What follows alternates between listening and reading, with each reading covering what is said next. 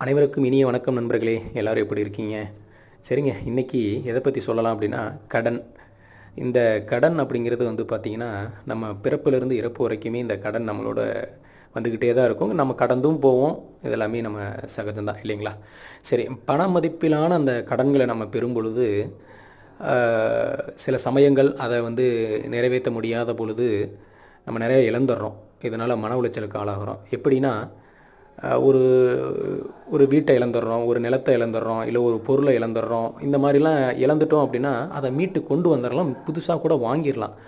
ஆனால் இந்த கடனால் குடும்பங்கள் சிதைந்து மனைவிங்கிற சொத்தும் குழந்தைகள்ங்கிற சொத்து, உறவினர்கள்ங்கிற சொத்து இதெல்லாம் நம்மளை விட்டு போயிடுச்சு அப்படின்னா கண்டிப்பாக அதை மீட்டெடுக்கிறது ரொம்ப சிரமம் இல்லைங்களா?